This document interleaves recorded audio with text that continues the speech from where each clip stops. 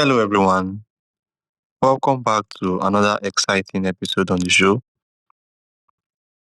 Control or Be Controlled, a podcast designed to help you start thinking differently and take control of your life. And I remain your host, Darlington. Our guest today believes that money is more than a transaction. It is a reflection of human value, trust, and connection.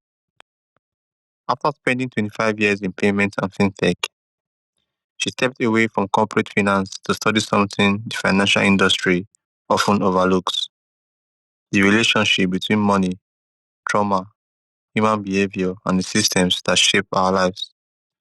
Through conversations with survivors of trauma, entrepreneurs, and undeserved communities, our guest today discovered what she calls the hidden money wounds that impact how people exchange value, build businesses, and experience financial freedom. She's the director of card services at a credit union, founder of Maiden Explorations, and host of Unlocking Commerce in Business, where she explores the future of trust-based commerce, trauma-informed finance, and the evolution of economic systems. Today we will discuss money, human value, financial healing, and how we can create systems that serve people, not just transactions. Our guest today is Connie Davies. Connie, welcome to the show. Well, thank you for having me. And hello to all of your listeners. Thank you so much, Connie. I hope you enjoyed that wonderful introduction. It was very powerful. I was like, are you talking about me? So yeah, it's been a journey. Thank you for bringing some of that forward. Those have been incredible learning experiences for me. You never know what you have achieved and what you have done until someone else has to introduce you. Then you Right? realize, wow, I've had quite a journey. So thank you so much, and I'm happy that you enjoyed that introduction. So I guess today she's fully packed, and I'm happy. So I would like us to get into the show. I have some questions there for you, and I'm sure my audience they want to know and get answers as well. Okay, Let's go. What do you okay. got? So you say that commerce is the full exchange of human value, not just the transaction. So I want you to explain what that means and how does it change the way we think about money today? It's a very thought-provoking phrase, and I use it all the time. And even on my own show, and the guests that visit with me there, they have to stop and think because we use the word transaction. We all understand what that means, right? We know what it means to go into a store and to buy something, or to be a merchant and to sell something. That's just everyday life. And we bring all of our treasures home with us, especially around the holidays or for special events. But I intentionally use the word commerce because it means to exchange that value, not just to transact and to buy or sell, but to exchange. And when we really start thinking about our own lives and the way that we interact with other people, look at the people that you spend time with, look at the ones that you love being around. There's a value exchange that's happening. Look at your favorite customers. Look at your favorite, services that you sell. And, if you're doing a sale and you have repeat customers, they're coming back because they're getting value and they're exchanging that value with you using capital, which is money, right? Money is just time turned into a tool that we can universally exchange in whatever country we live in. And so if we really start breaking down the root, which is, part of some of my work is, getting to the root of the words that we just throw around every day. That's why I landed with commerce, because the original marketplace, way back at the beginning of money, when it was shells or salt or season spices, or it was, barter, that was what it was about: is I need something, you have something that I need or value, and I'm willing to exchange it. Wonderful, wonderful. Thank you so much, Connie, for that wonderful answer. Thank you for the So, question. okay, so I want to know uh, you have two questions. The second part is how does it change the way we think about money in a practical way? It can, if you let it sink in and you let it just plant a seed inside of you and you start thinking about it, and your brain and your mind and your spirit starts kind of, you know, watering that concept inside of you. And it just starts refreshing and helping you remember that you actually hold knowledge. You have time because you're alive on this planet, and we're all walking around and exchanging our value for compensation. And money is the tool that reflects that compensation, right? We get a deposit into our bank account, we get cash put into our hands, paper money, metal coins. Those are all just representing the compensation that we deserve or we feel that we've earned because we have something of worth or value inside of us. When we go to work, we're getting paid after we exchange that time, and we use that money to circulate something else that we need, right? We're circulating it around our worlds. And that's how you start practically thinking about, what do you use money for? And why are you using it? What are you using it to purchase or to obtain or to acquire? And when you start really thinking about the practical exchange of money and why you're doing it, why you're actually giving something up that represented time, and who you're trading it with, it changes the way that you look at money, and you start kind of being more aware and conscious of your decisions. You start taking control of those decisions in a way that you're more just reflective of, what did I just spend that, dollar on, or those coins on? How much of my time did I have to previously exchange in order to get that money? And as I've leaned into the future of, money and commerce and business on blockchain or using cryptocurrencies and digital assets, it's really about that human understanding of what proof of work means. Wow, thank you, Tomo. That was a brilliant one, Connie. So, okay, let's talk about your time in payments and fintech. You spent 25 years in payment and fintech. That's a lot of experience in payment and fintech, I can say, 2.5 decades.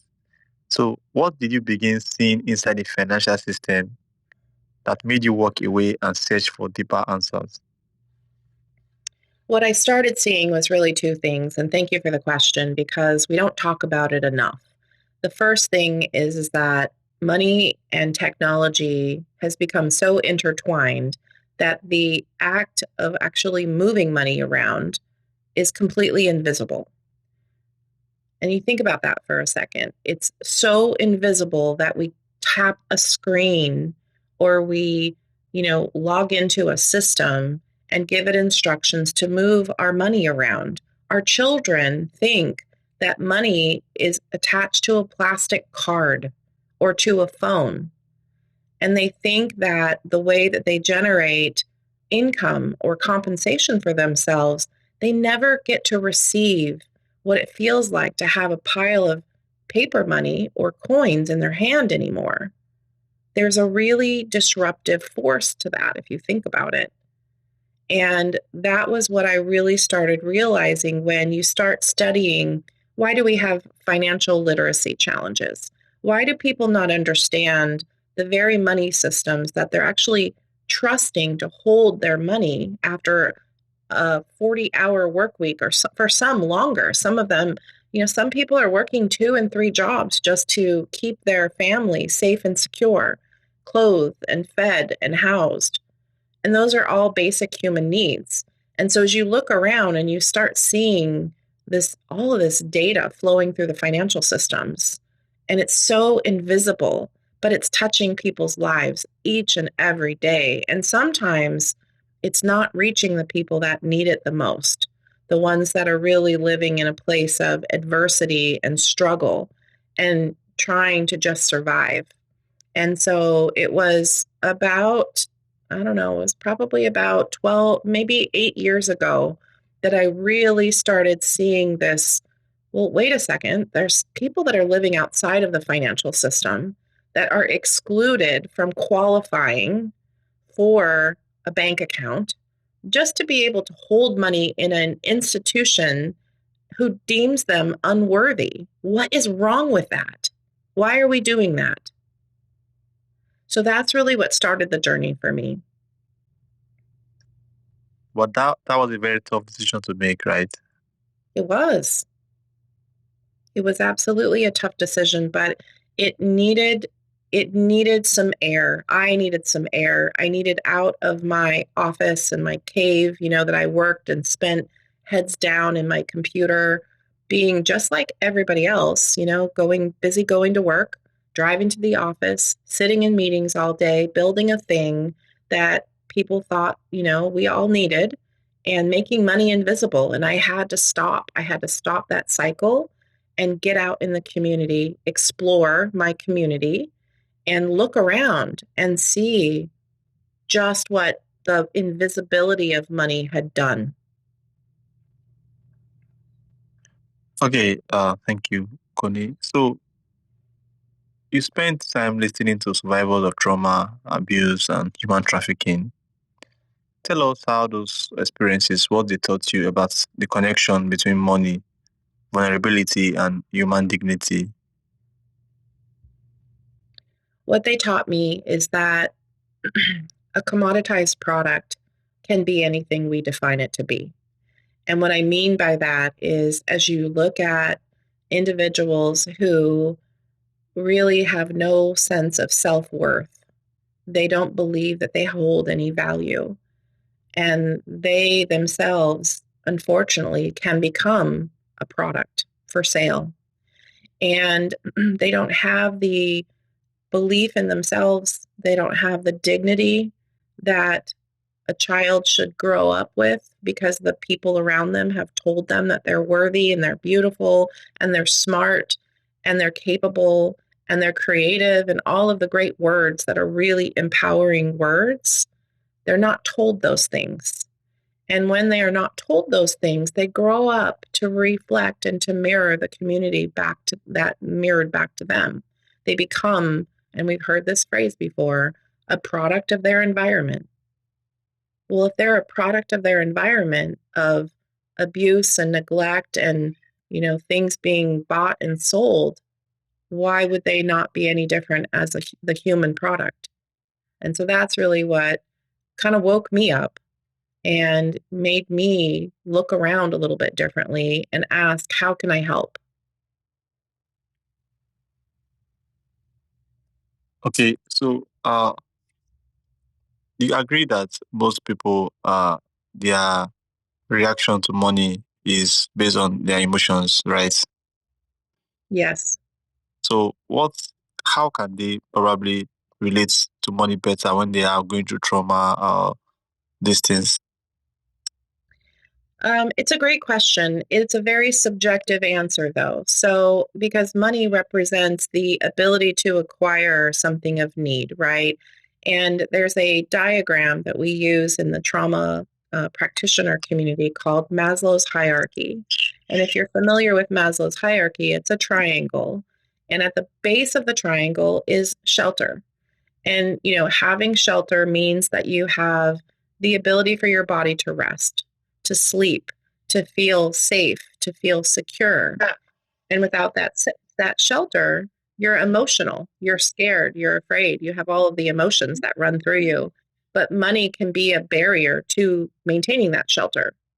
And so as we think about the unhoused and those that are, living on the streets or don't have the basic shelter necessity to feel safe and secure, money becomes that barrier or that, reason that they don't have shelter because they don't have money. So they're intertwined. So the emotions get more and more scary, disruptive from there. Because if without shelter, you're dealing with all of the survival emotions, and money becomes the object to blame, the object to seek, right? So we chase it to stay secure. We work hard to stay secure. And in that kind of context, it's that connection that money and emotions have.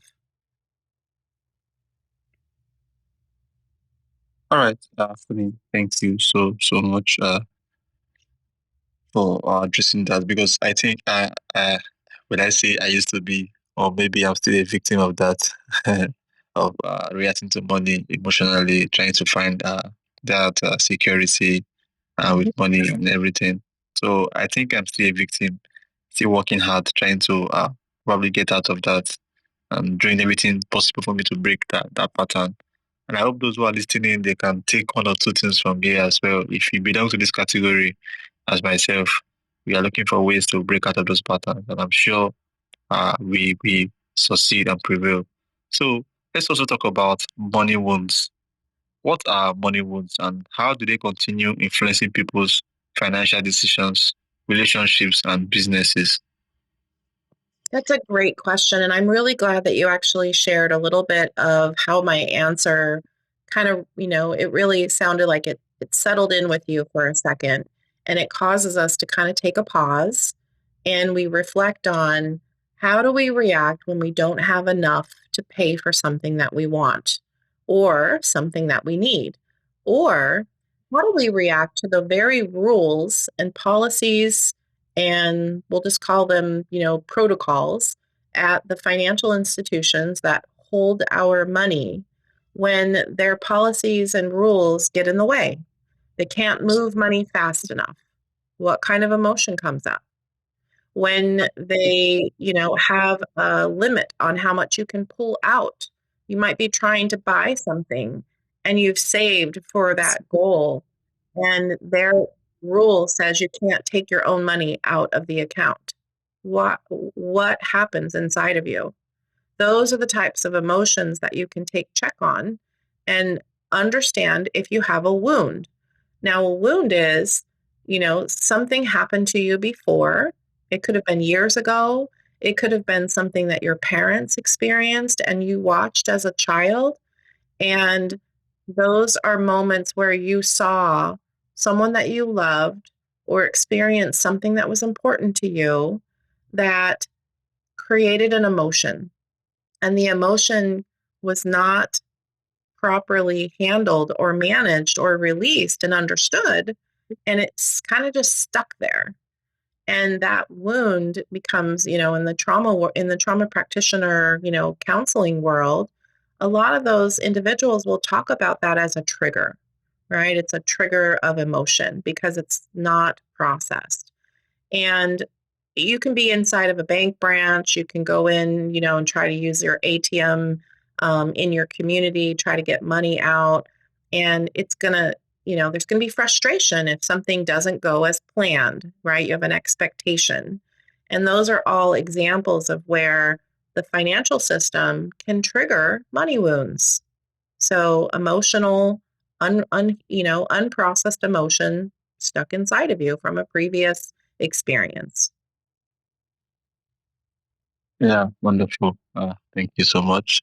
So, uh, how do you propose people can, let's say, stop feeling that unprocessed emotion, or probably process those emotions out in a practical way?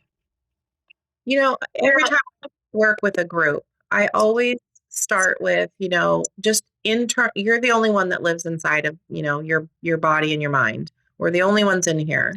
And if you start thinking about what does that mean? It means that I can only be the only one that's really aware of my thoughts, what those thoughts are, what started them, like what, triggered them. And you can at least take control of your thoughts, right? That sometimes they lie to you, sometimes some of those experiences tell you that, something feels really real right in the moment. but we have to take control to the whole theme of your show and, just, okay, hold on a second. Is this really real? Am I safe? Am I under attack? Am I being threatened? And if those answers are no, then it's a thought that's from the past. And it could be a thought that's triggered from money from the past. Do you really need something? Ask yourself questions about, is this really where I want to invest my money? Try to swap out that word from spend to invest. What am I investing my dollars in? Because it's a changed form of where I used my time and invested my time to get compensated for my value. So you just start changing your vocabulary. That's really where I ask people to start thinking. And it's why I created my book called Rooted, which is the original language of money, where we start thinking about the terms and the vocabulary that we throw around all day, every day, when we think about money. And we just go back to the basics. All right. Thank you so much, Connie. So moving on, your phrase "cognition is currency" and "currency carries the current" is very, very powerful. But a lot of people might not know what that entails. Can you please break that down for my audience? Yeah. So think about, there's a phrase that's, money makes the world go round, right? Right. If we say money makes the world go round, there's a current, there's a circulation of money, and there's an undercurrent to money. So just like you have an undercurrent in a raging river after the snow melts, there's a lot of water coming down from, a mountain here in the US or wherever, or there's a storm and there's just a lot of water that has to clear. Sometimes that can feel that way when you get swept away with emotions and you have this value that you want to exchange. Lots of people live in like a survival mode. They're, chasing something, they want something, they're not really aware of what that is, but they're out there, working hard, saving, trying to create money and flow in the current of, the world around them. So if you think about that, it really means that there's a flow that you're getting swept away from, an undercurrent. And can you just stand up and get your footing again? Can you stop and just pause and reconnect with your value inside of you? And then how do you exchange that value in the world around you? And how do you start flowing in the current in a different way so that you're not just, going on autopilot? We used that word right before the show. We're not on autopilot doing things unconsciously. We're being very conscious of our decisions and our choices so that we invest our time and our wisdom and our money wisely. And that's what that means is, don't let the current sweep you away. Put yourself into the current and flow the way that you were, actually born to do. All right. Thank you so much, Connie. So, uh, let's talk about sacred ledgers as well. So You, let's talk about that one. It's my pet project. It's a yeah. passion project of mine. So, just go on. Just break that down for those who might not know. Oh, you mean to talk about it? Yeah. So Sacred Yeah. Echoes it's a project that I actually built it myself, and it is after about 8 years wandering the community, exploring and listening to so many different stories and stories of my own and stories of survivors and those that have had extreme adversity that really wanted to kind of, help leave something behind for those that come behind them, the future generations. And, but they all have these recordings of stories that they wrote from the inside. We have a memory and we remember certain experiences, and those get recorded in a way that, sometimes those stories are what holds us back. Sometimes those stories have lessons in them. And sometimes they become so heavy that we can't clear our own ledger and allow ourselves to kind of break free from that autopilot program. And so as much as we have journals and we have notebooks and we can write things down, it doesn't mean that we don't still replay those stories in our head.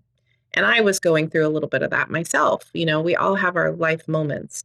So I actually created a story alchemizing platform and invite, different community members. And I've been on a mission to create community partners and affiliates that are looking to harmonize their community, but still make a living. And so that's what Sacred Ledgers is it's a tool that different individuals in a community can use, organizations can use it to create harmonizing events and or experiences for people who carry heavy stories. And it's something different. There's nothing out there like it. And it's kind of fun. And it returns, it takes in your story. You can give it all you got, and it listens and it takes your story and it changes it around and it gives you back a different version.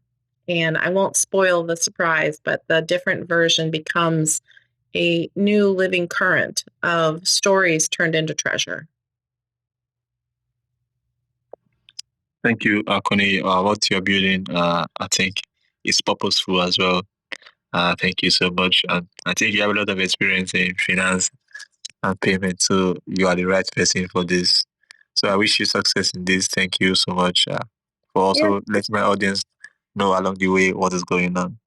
Okay, so uh, your work brings together traditional finance, technology, and emerging systems like like DeFi, which is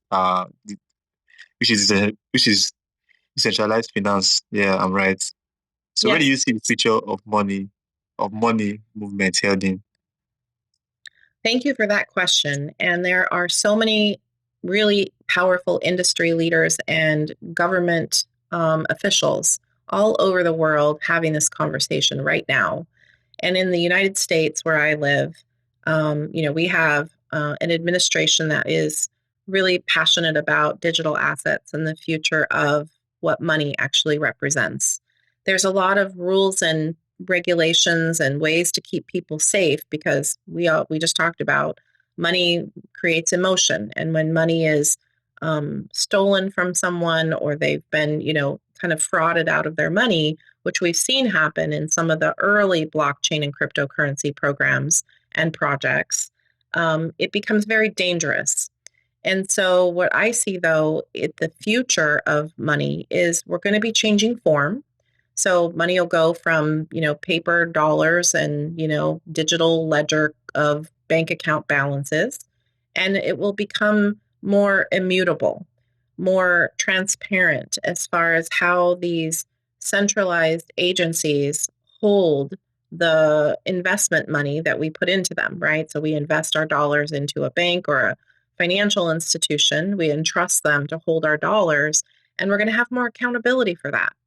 I think we're going to see more different products come out about incentivizing us to participate in some of these growing communities, incentivizing us to prove our economic activity, to prove how we learn. And the blockchain and decentralized finance will, as money becomes and still maintains the invisibility, but it's going to feel more tangible because it's going to be tied to some of these ledgers. Now, there's good and bad with that. I think we're going to see some, unfortunate experiences where there's too much control and not enough balance. But that's an invitation for each and every one of us to start understanding the technology so that we know how to integrate it into our communities in a way that we keep that balance. So I do think that it's a time to learn, it's a time to create and to learn how to build on this technology. And we can create digital assets and forms of experiences that use the technology to prove economic activity and to prove value and to prove creativity. Hey, thank you so much. Definitely, I also believe money is heading that way, honestly. But I don't know how long it's going to take, but I'm optimistic about it. Okay, so Connie, here's my final question for you. If someone listening has a complicated relationship with money because of their upbringing, past experiences, or financial struggles, what is the first step towards rebuilding that relationship? Well, what's the first step in rebuilding any relationship? The first step is really being willing to look at it, to really admit what's the truth about the relationship that you want to change. So that's really the first step is really becoming aware, becoming, conscious of where is the pain. And we have to get really honest with ourselves sometimes. And sometimes, a lot of ways, people use money for distraction. They use it to entertain instead of to build or to create. They use it to, distract themselves from other points of pain. But if we could lean in to how we invest our dollars into areas of our life that we really love and that bring us joy, that's the first way to start rebuilding. If you think about what was one of the favorite things that you liked to do when you would save up your dollars or your money as a kid, and you would go spend that money to bring you something of joy. And children know how to play, and they know how to celebrate, and they know how to laugh. And if we can tap back into some of those early days and memories of when it wasn't so serious and we weren't all adulting and money wasn't a heavy, stressful thing, and we find a way to get back there, then you have a place to rebuild. You have you can go back to a foundation, and you can remember what it's like to create with money and use it as a tool to obtain the things that you want to be able to build something that brings you joy.